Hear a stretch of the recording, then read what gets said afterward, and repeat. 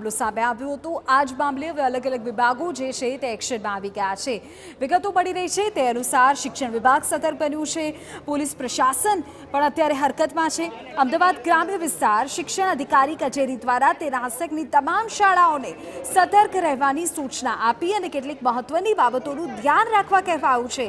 કચેરી દ્વારા શાળાઓને સૂચના અપાઈ છે કે હાલ વેકેશનનો સમય છે, જેથી બાળકો શાળામાં નથી, તેમ છતાં પરિસરમાં સુરક્ષા કર્મીઓની હાજરી સુનિશ્ચિત કરવામાં આવે, જેથી કરીને શાળામાં બનતી ગતિવિધિ અંગે ધ્યાન આપી શકાય।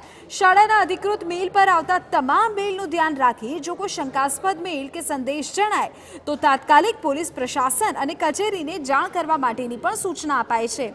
મહત્વનું છે કે 6 મે અમદાવાદ શહેરની 30થી વધારે શાળાઓને ઈમેલ મારફતે બોમ્બથી ઉડાવી દેવાની ધમકી આપવામાં આવી હતી।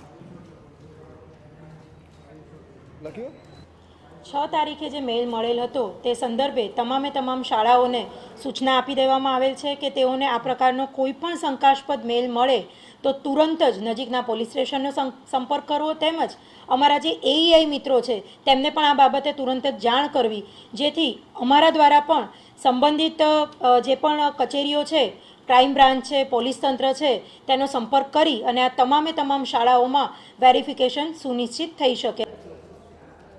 સમાચારમાં આગળ વધીએ। સુરતથી જાણકારી મળી રહી છે કે જ્યાં